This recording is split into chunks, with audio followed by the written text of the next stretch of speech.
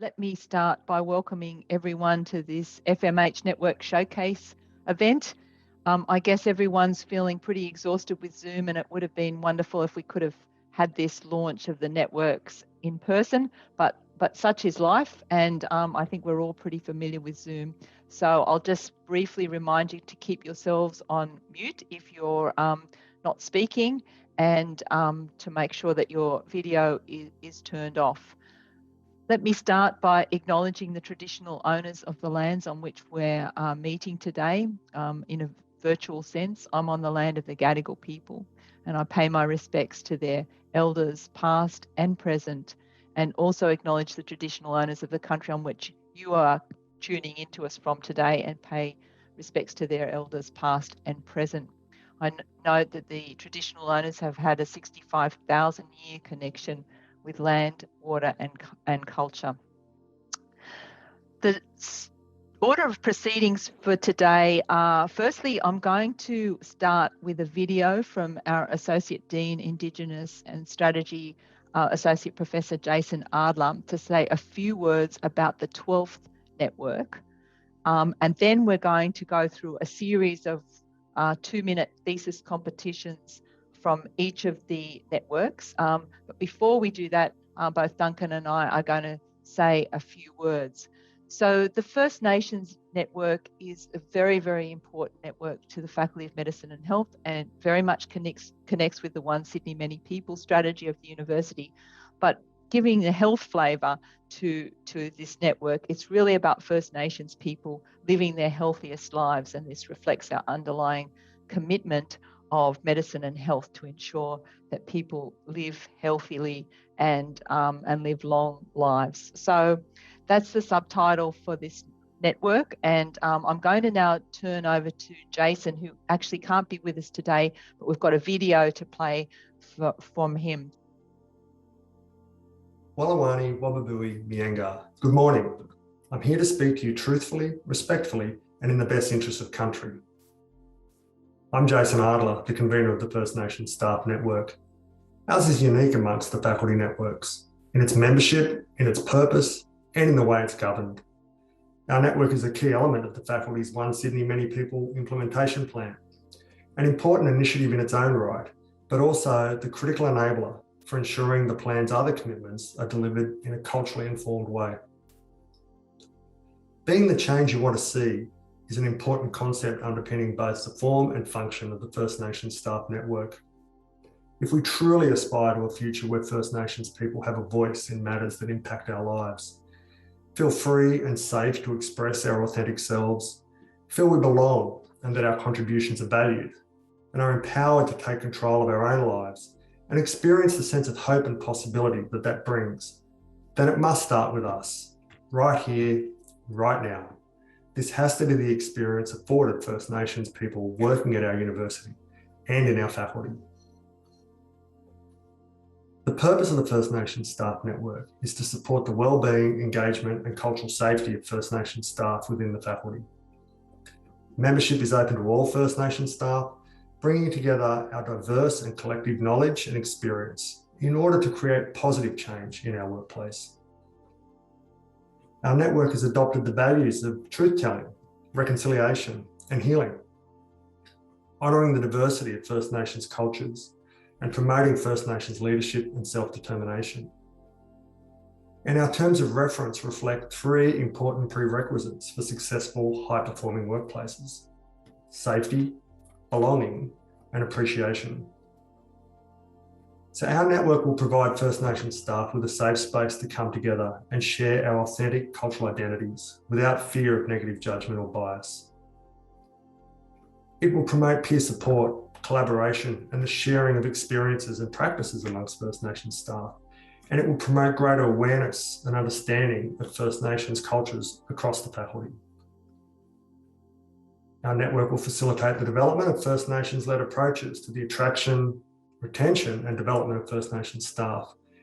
And it will provide a forum for First Nations staff to contribute collectively to faculty decision-making, especially as it relates to our own engagement and wellbeing. And importantly, it will help to inform how the faculty works with First Nations students, partners and communities to strengthen health and wellbeing outcomes, and to help meet the aspirations of the communities that we serve.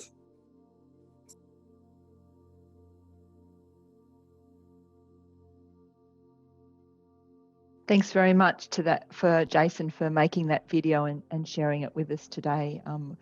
It's really inspirational to see how much the First Nations Network have achieved over such a short period of time. So we're now going to move on to talk about the other 11 networks. But before we do, let me just say a few words about how important these networks are to the Faculty of Medicine and Health. And this project, which is really around how we structure and organise our research in the Faculty of Medicine and Health, has been done in very close collaboration and partnership with Duncan, who I'm going to introduce in a moment.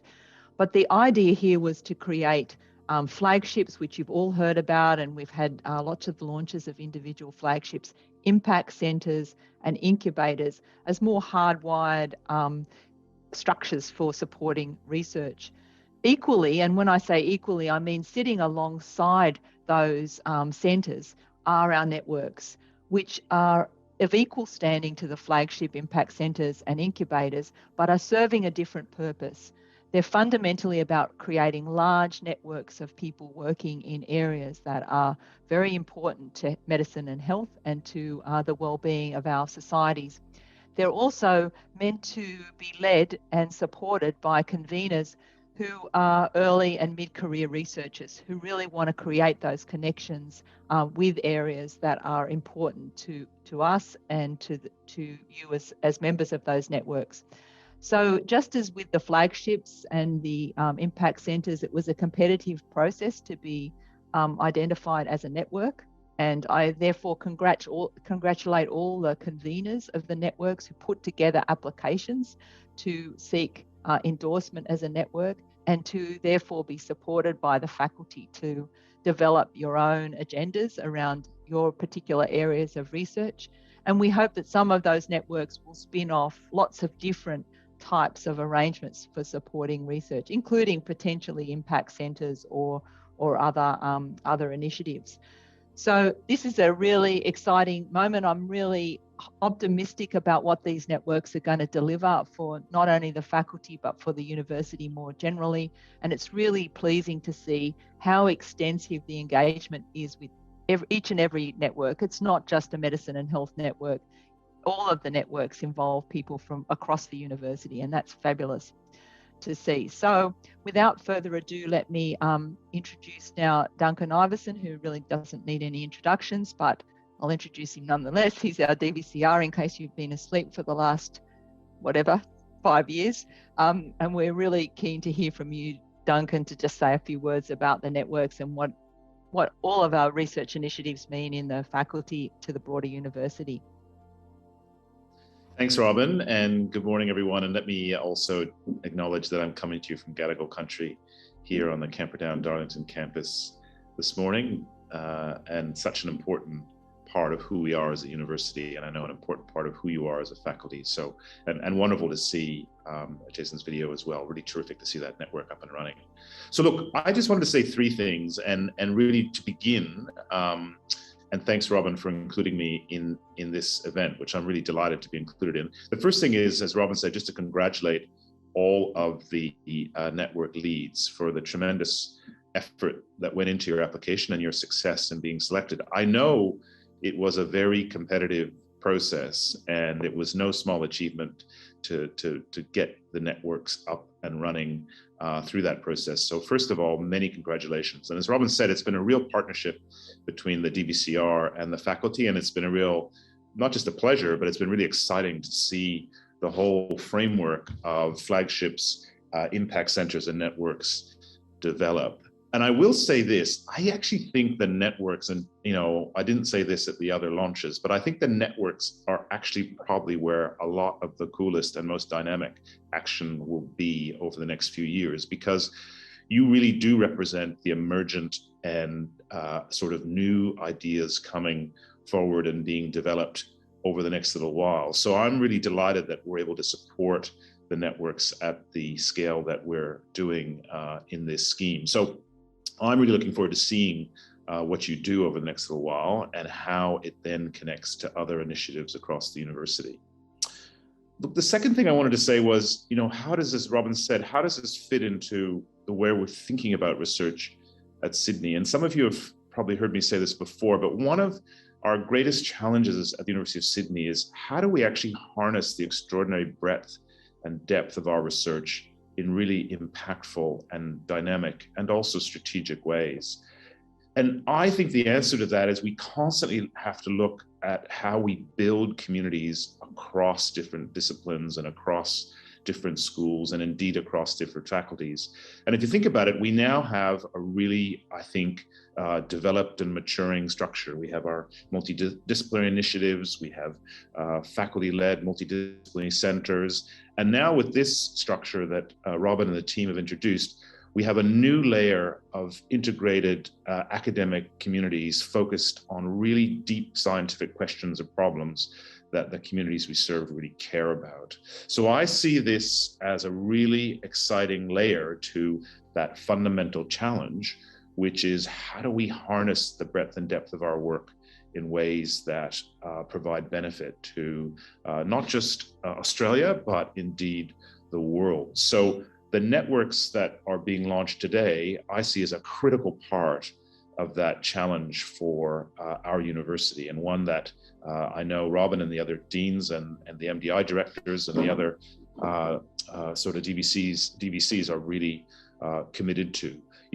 We're a large, complex, comprehensive university, but it's not good enough just to be large, complex, and comprehensive. It's what you do with it. It's how you mobilize that energy and those resources. And I think the networks that have been selected are just a fantastic addition to our ability to respond to that agenda. And I also happen to think it's both, it's a kind of strategic need, but it's also a moral need, if I can be a bit grandiose, because I do think increasingly our communities expect universities like ours to contribute to addressing those deep, difficult, hard problems, not least in health and well-being for our communities, as you will all talk about today.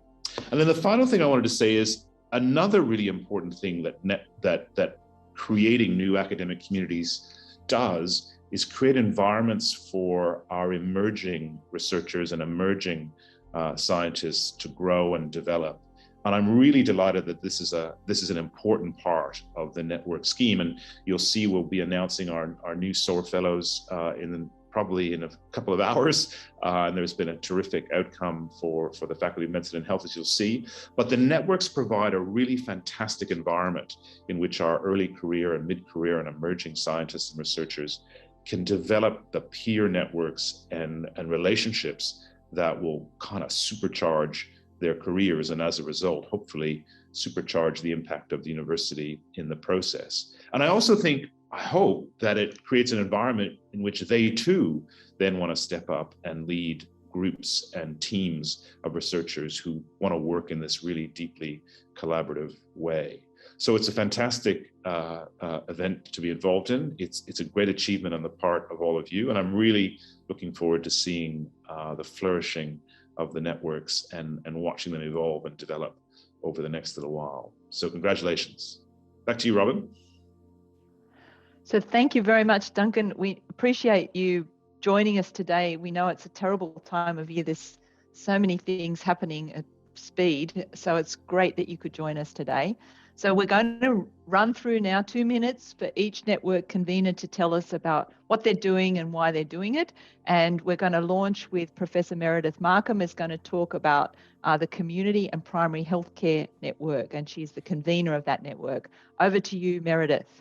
Thank you, Robin. Thank you, Duncan, as well, for those inspiring words. It's very exciting to be here as one of the brand new networks that we're launching today. I'm Meredith Makeham, the Associate Dean for Community and Primary Healthcare and the academic lead of this new network. And our Community and Primary Healthcare Network has been formed to help bring people together with an interest in this field from across the university and beyond. We want to provide a place for new ideas and innovation in research and education to flourish and really help people push the national primary healthcare reform agenda to benefit the community we serve.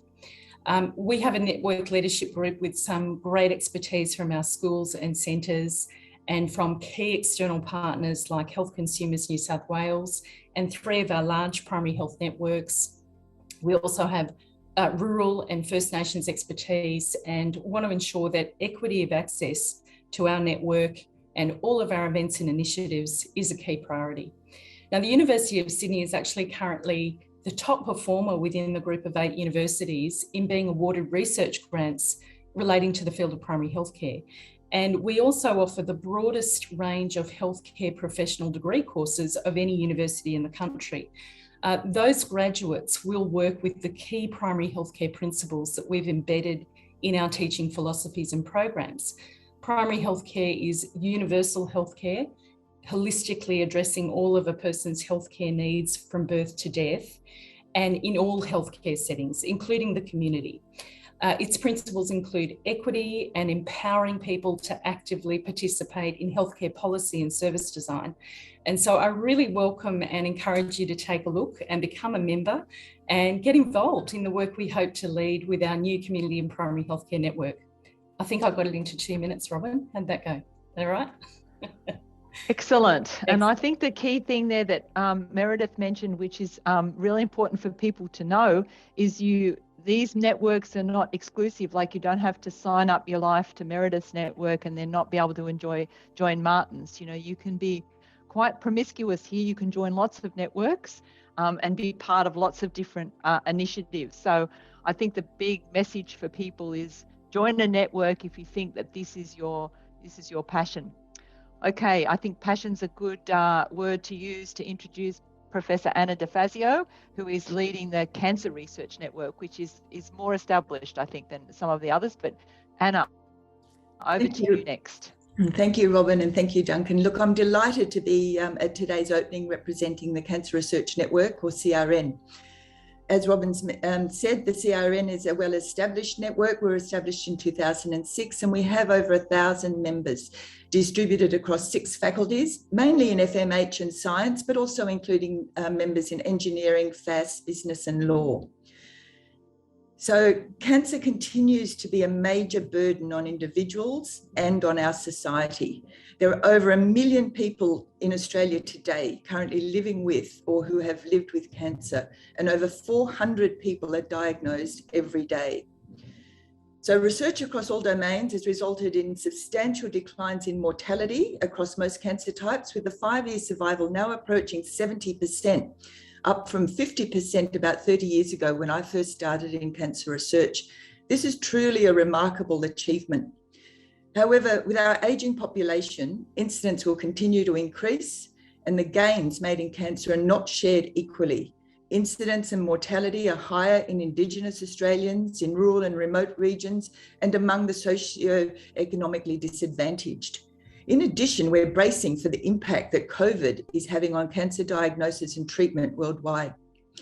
So the vision of the CRN is to transform our capability to overcome cancer and its impacts through research and changed practice. The aims of the CRN is to foster cross-disciplinary research, enhance collaboration, and to foster that next generation of cancer leaders across the university, its teaching hospitals, and its affiliated institutes. We have several mechanisms in place to do that, and people are very welcome to partake in any of these mechanisms. But these include 10 special interest groups, or SIGs, that promote collaboration between members with common interests. Our postgraduate student working group, which organises mentoring, workshops, and an annual symposium, one of which is being held at the end of this week. Finally, in 2021, the CRN worked with Sydney Health Partners to create Sydney Cancer Partners, with a $7 million grant to build capacity in translational cancer research. This funding will provide PhD scholarships, fellowships, and pilot and seed funding to ignite new research initiatives. So I really encourage anyone across the university that is doing research related to cancer to join our network. Thank you. Thanks, Anna. That was a great summary of and also a clear illustration of what can be achieved with the formation of a network and how it can spin off all sorts of other amazing things. So next to Professor Adam Dunn, and Adam, you're going to tell us about the network you're convening, which is Digital Health and Informatics. Thanks, Robin. So I don't really need to pitch Digital Health and Informatics Network to you, because digital health and health informatics are sort of already definitely part of how you manage your own health. Here at Sydney, if you do research or teaching that involves storing or analysing health information, or you put IT in the hands of health professionals or patients, then you're probably already part of the DHIN. If you're a student in FMH, you'll be learning about electronic health records that we help make sense of. If you're a clinician using clinical decision support systems, we test them for unintended consequences and check the machine learning algorithms that underpin them for fairness and transportability. If you track your health using apps on your phone or devices on your wrist, we're helping make sure they're evidence-based and safe. I haven't even mentioned the programs of research in bioinformatics, cyberpsychology, drug safety and misinformation that we do in biomedical informatics and digital health here in FMH. We also draw in collaborative partners from across the DHIN to produce world-leading research. So DHIN has close to 1,000 members across and beyond the faculties in the university, with 837 registered profiles on the website, of which 675 are active. We know that the community is very engaged with the network because the proportion of people who open and click the links on newsletters is 40% and 25%, which is double the industry standard. We run excellent seminars every 4 weeks. If you missed the last one, we had Kylie Lee giving us a tour de force of the Grog survey app, showing us how she designed apps with and for Indigenous Australians. Earlier in the year, we had Kathleen Yin teaching us how to do proper gamification for health outcomes. I mean, I learned heaps of things that I'll apply to my own work, and they're a great way to connect with like-minded researchers, to collaborate on new projects, and to translate health research into real practice. They're also all up on YouTube. The main event that DHIN supports every year is called Digital Health Week. It's had different names in the past, but it's consistently been a signature event at the university. And when it's held on campus, it's almost always over-registered. So we recently partnered with the University of Melbourne and now run the event from both locations. Registration is also much cheaper than other digital health conferences, and I expect that within a few years, we'll partner with the journal to become the premier scholarly conference in digital health in Australia. So if you're not already part of the DHIN, the website's very easy to find, and I look forward to welcoming you as the network as its new convener. Thanks, Robin. Thanks, Adam. And I love the way all those stats roll off your tongue. How many hits, how many this, how many that. Sounds impressive. And it is. So over to Professor Gemma Figtree. Thanks, Gemma. I know you were in the middle of a clinic, so appreciate you dropping in to tell us about the cardiovascular network, which is, almost needs no introduction, but please tell us all about it. Look, this is really exciting for us, Robin, and thank you so much for the opportunity. We, as you know, have been enjoying the support of multiple different faculties as the Cardiovascular Initiative over the last few years, since about 2017, when Duncan was able to rally the troops and help us form the Cardiovascular Initiative for the first time. And what that did initially was able to just, pull an umbrella over a fantastic group of clinicians, but also fundamental scientists, and allow us to work with a lot more strategically with engineers, chemists, mathematicians, social scientists, etc. And we developed the flagship approach that has now actually influenced the strategy of the Australian Cardiovascular Alliance and the mission for cardiovascular health at a national level. And so that, really spans from drug discovery, precision medicine, bioengineering, through to the more implementation things that we really try to embed in our Sydney Health Partners partnerships. And so that includes clinical trials, big data, so obviously over there to Adam, and also ultimately, really importantly, implementation and policy. And I think the focus in the next 12 months is really much more on that side, as well as making the opportunities of, for the first time, really having a strong strategic alignment within the faculty. I think the support for these networks is going to be really helpful, and the opportunities to actually share and collaborate with our other networks is obviously an immense opportunity. I think just in the last minute, I think our alignment with the state and federal health system, particularly through the ACDA, that Sydney University has a huge role in, is really important. And over the next 12 to 24 months, we're working with health leaders to really build a much better system of clinical dashboards, actually informing us of where the gaps and inequities are, and actually, really taking collaborative approaches to shifting the dial and being able to measure that value of what research can bring, so that we actually become an indispensable part of both state and federal health systems. Since the backing of the CBI a few years ago, we've moved from being ranked number 3 in the G08 to number 1, both in terms of grant success as well as output. And importantly, we've seen really the biggest leap has actually been in the big collaborative grants. So, you know, the Synergy led by Julie Redfern, we've had Frontiers, CRE grants, partnership grants, and I think some other embargoed things that may hopefully come through very soon and be very important for the university going forward. So look forward to working with you all and really appreciate the opportunity to strategically align within FMH. Thanks, Gemma, and thanks so much for your leadership, not only of this initiative, but also all the other things you're leading in the cardiovascular field across the country and internationally. It's just amazing. Okay, so next to Professor Mu Lai, who is leading the Sydney Global Maternal and Child Health Network. Mu, over to you. Thank you very much, Robin, for this opportunity. Like the previous conveners introduced about their network, the Sydney Global Maternal Child Health Network is a big mouthful. We connect the people who are interested in improving maternal and child health within this Faculty of Medicine and Health and across the university. For example, people from FAS, from engineering. We also connect with people from academic institutions, universities in Asia Pacific region. We engage with strategic partners and stakeholders, including international agencies such as the World Health Organization, the UNICEF, and we strategically focus on the Asia Pacific region. And all our interventions of work are bi-directional. We emphasize on local capacity building and the local solution.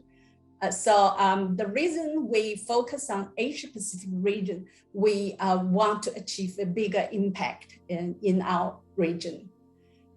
In terms of the benefits of the network, there are many. I just want to highlight the 2 particular areas that benefit the ECRs, and they can have the opportunity to work alongside with the senior academics.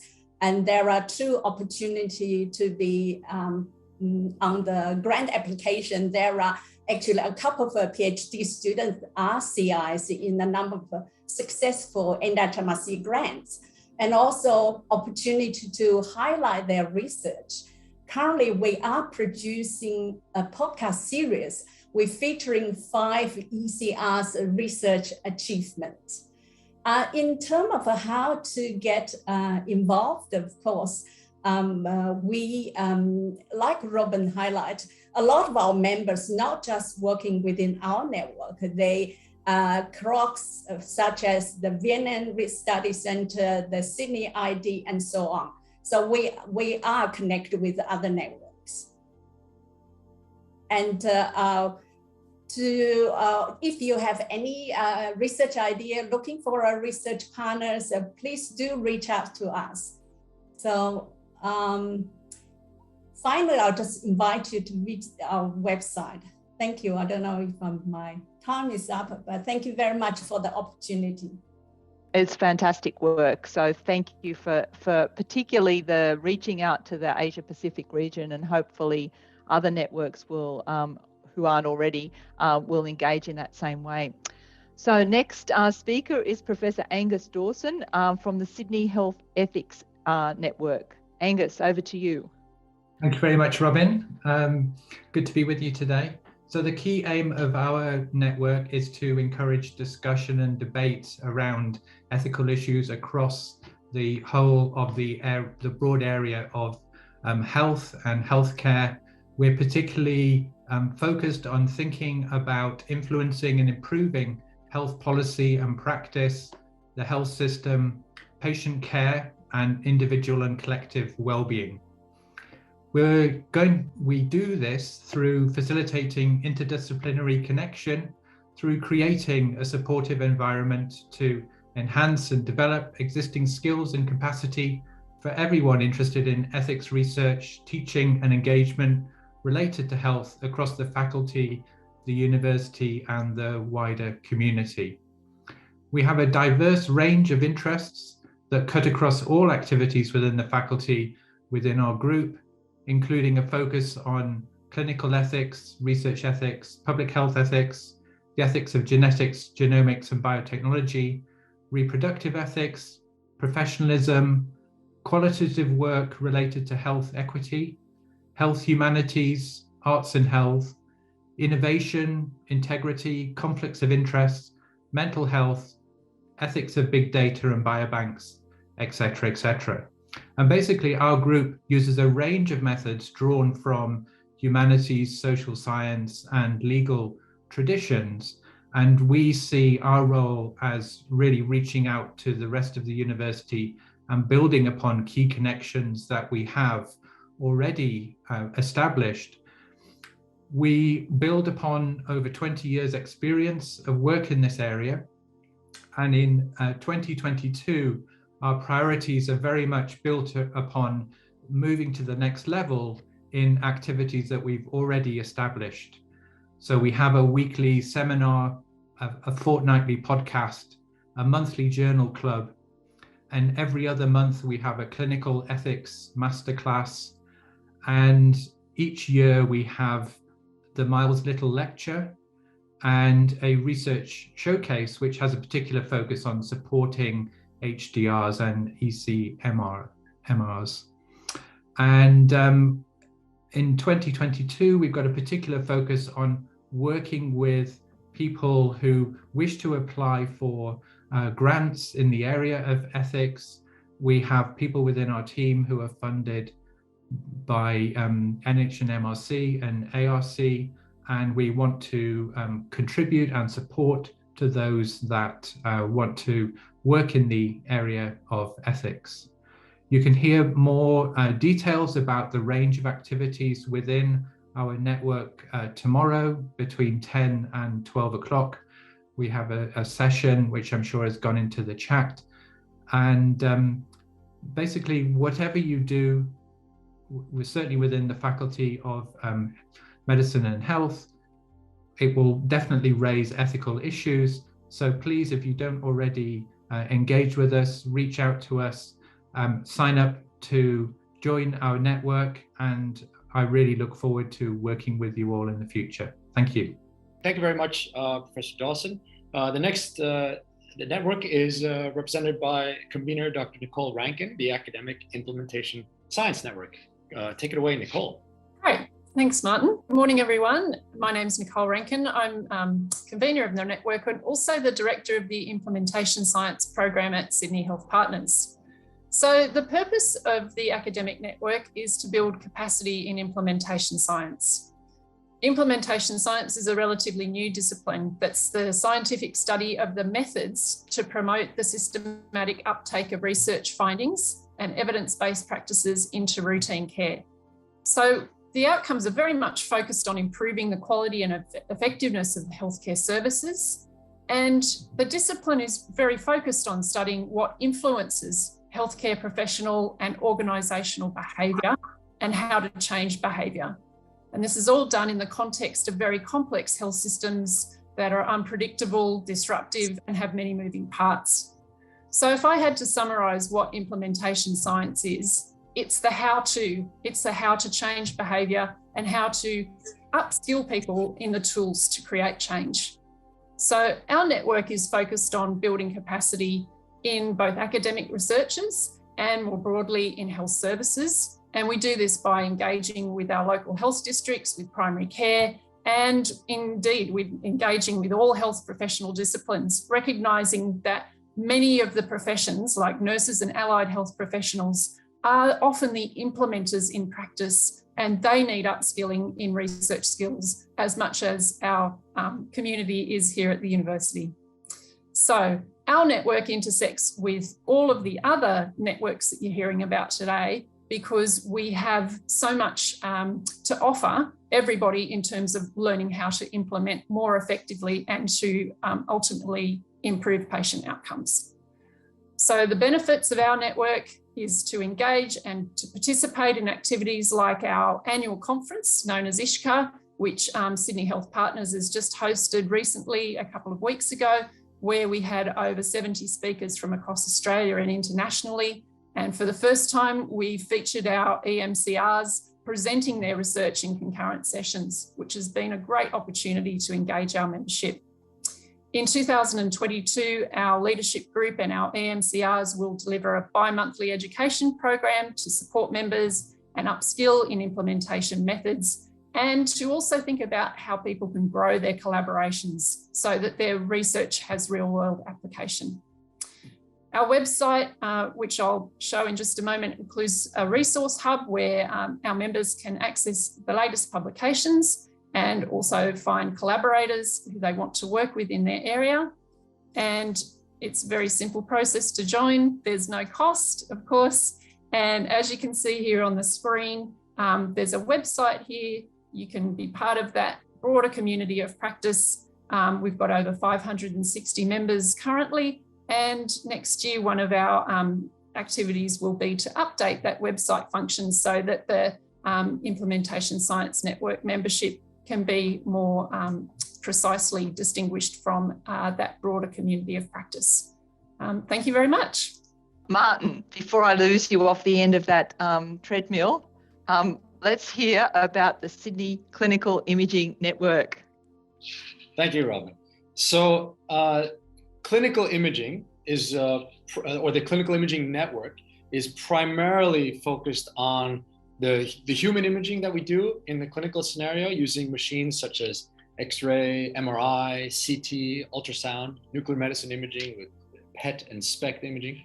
But it's not only the imaging. We have a tight bond with the Faculty of Engineering around things like image reconstruction, image post-processing, and artificial intelligence techniques applied to that, as well as the Faculty of Science in the domains of chemistry with the contrast agent physiology and contrast agent composition.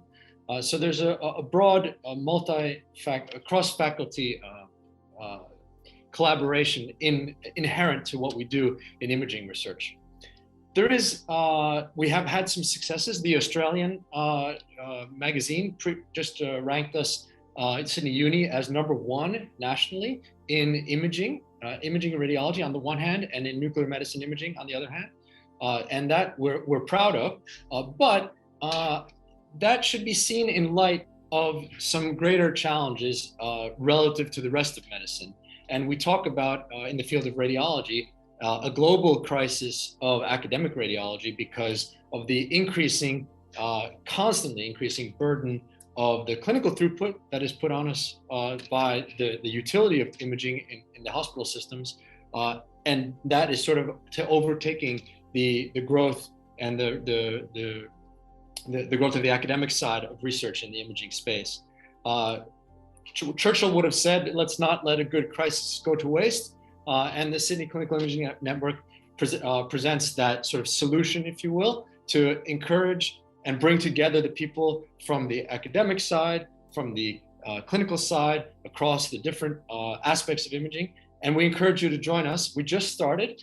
We've identified roughly about 650 researchers, Sydney affiliated researchers that have published in the field of imaging, and at least 4 papers published in the recent times. So it's a reasonably large number of people. And in addition to that, there's professional staff, HDR students that haven't been included in that. So we're growing, and we're going to be launching more formally in the near future, and give you the ability to sign up for our membership, which we're just tweaking the intranet solutions for. So please reach out to us via skin.net.au for the Sydney Clinical Imaging Network. Thank you. Thanks, Martin. I know that that network is full of energy and lots of kit and expensive equipment, which Duncan loves to purchase for us. So we're very pleased that you've got a lot of energy in that network. Now, the next one is going to be spoken to by Associate Professor Eleanor Bagley. Thanks, Robin. Thanks for the opportunity to introduce one of the new FMH networks, the Sydney-Pain-Consortium. So it is a new network and we're really trying to build our membership. So if anyone's interested in pain or related research, we really encourage you to join us. So pain is already really strong at the University of Sydney, pain research. So in fact, Sydney is the leading university in Australia for pain research. The purpose of the Sydney Pain Consortium is to really build on this strength and bring together these successful researchers and other researchers from FMH, across the university and beyond, to develop really large collaborative projects that will hopefully create new knowledge about pain and ultimately improve patient outcomes. So in 2022, the network will host events where we can get together biomedical, preclinical, clinical and translational researchers so that we can discuss and actually really define what we think are the really important questions in pain, and then develop and discuss ideas so that we can put together large research programs. And these large research programs will ultimately have outcomes that we couldn't have achieved individually, and also hopefully will form the basis for funding from large funding schemes. So as we start the network, we've got three kind of major research streams. The first is improving diagnosis and prevention. The second is new targets, technologies and drugs. And the third is improving quality of life and care. Although I have to say, if you don't immediately see yourself in one of those sort of streams, please don't be put off. We really want to encourage anyone who's interested in pain research to join the network. And there are lots of examples of kind of related research. So for example, several of us in the network are really interested in something like opioid deprescribing. So it's not, people may not code it necessarily as pain research, but it's definitely related to pain research. We'd also really like to encourage early and mid-career researchers to join the network and hope it will be a place where EMCR researchers can really build a network that will help them in their pain research. We've got two events later in the week where you can actually hear a bit more about the network. The first is at 10 a.m. on Friday, and it's our launch. And here we're going to hear from some pain researchers about a little bit about their work, but also about their current collaborations and what sort of collaborations they're really hoping to develop through the network. And then the second one is at 11:15 and is a collaborative event between us and the Digital Health and Innovation Network, where people are going to talk about how pain and digital health researchers can work together to improve pain outcomes. And both of these events have got lots of time for discussions and really importantly, lots of time for your questions so you can learn more about how you might fit into the network. So hopefully we'll see lots of you there on Friday. And if you're interested in pain research, I really encourage you to join the network. And one of the advantages of a new network is that it's a great chance for the members to really shape the network into something that's going to work for them. Thanks.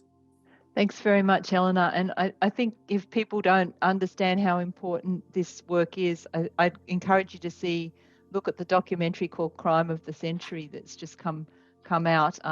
It's not a very uplifting documentary, but it exposes the issues around the opioid crisis and just a range of other things that Eleanor and a range of other people at Sydney are working on. So let's turn to the last two now. Professor Lynn Munro is going to talk to us about the network called Waranara. So over to you, Lynn. Thanks, Robin. Well, welcome to the Sydney Health Professions Education Research Network. I'm Lynn Munro, the academic lead for Health Professions Education Research. After consultation with the Gadigal community, network members and the university community, we've recently renamed our network Waranara, which means to seek in the language of the Gadigal people. Every time we say Waranara, we remember the origins of the word and its meaning and seek to strengthen our commitments to knowing, appreciating and applying Aboriginal and Torres Strait Islander knowing, being and doing within our healthcare professions, education and research. Waranara aims to support, train and nurture healthcare professionals through research and evidence-based education. In fact, our understanding of learning and working practices are key to health professionals, well-being and ultimately patient safety. Since February, we've got over 400 members signed up, including early career researchers and HDR students from across university, public and private healthcare organisations, mainly across Australia, but we're also beginning to develop internationally too. In 2021, we held over 40 events with around 1,500 attendees including speed networking activities, a series of micro-conferences with Monash University's MC Shi, practice theory and methods-based workshops, PhD completion seminars, as well as hosting our very first international visiting scholar, albeit remotely. Yesterday, we held our mini conference day with guest speakers, including Nicole Rankin and Angus Dawson, beginning our networking across networks, because we do cross all the networks. And we've recently developed 3 special interest groups led by our early and mid-career researchers around professionalism, preparedness for practice, and innovative curriculum design, with cross-cutting themes of Aboriginal and Torres Strait Islander priorities and technology-enhanced learning. We invite you all to join our vibrant community network and learn with us and have a say in developing our 2022 events. Thank you. Thanks, Lynn. That's a great summary of what you've been achieving in such a short period of time. And now our final network will be introduced by the 2 conveners, Associate Professor Melanie Ding and Kieran Rooney.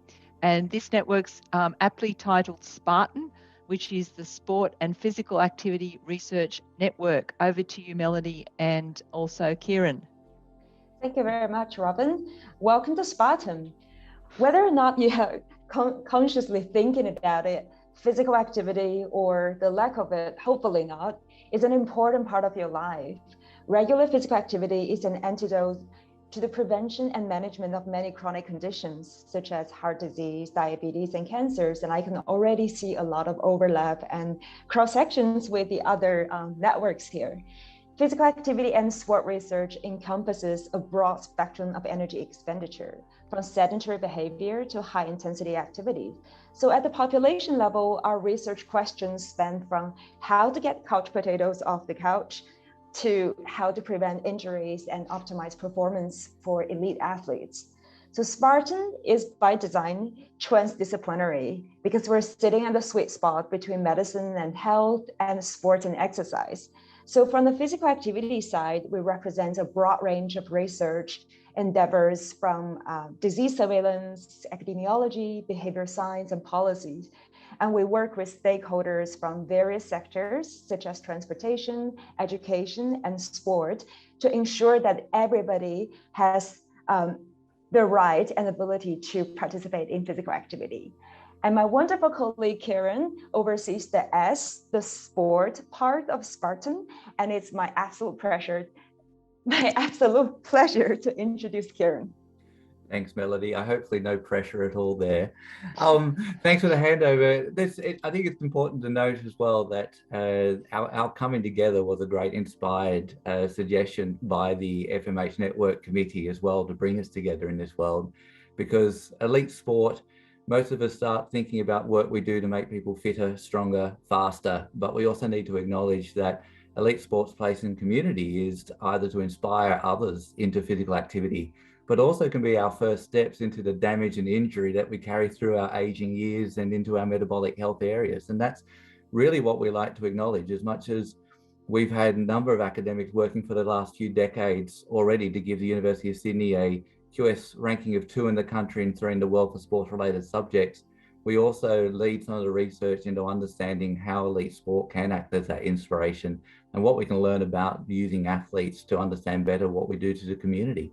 So we have engagements with multiple external organisations, Tennis Australia, Swimming Australia, Institutes of Sport, both the Australian and state representative ones.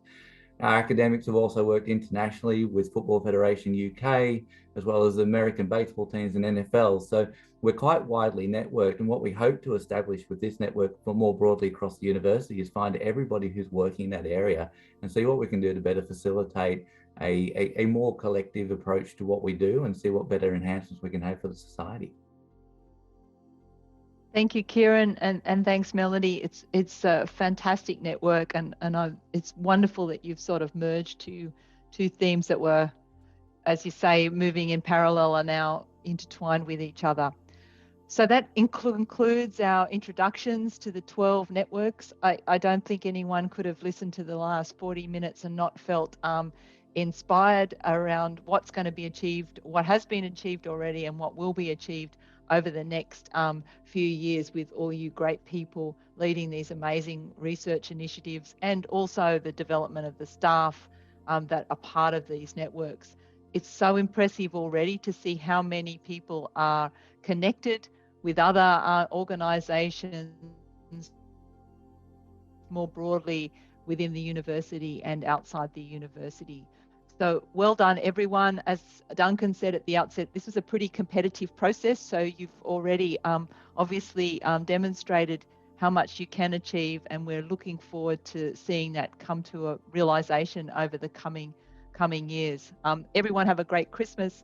Stay away from the virus called COVID, and ensure that you have lots of exercise, eat well, and do all the good things you just all talked about today. So we'll conclude. It's a few minutes early, and hopefully you get a bit of time back in your days. Thank you, and thanks again, Duncan, for joining us today. Really appreciate it.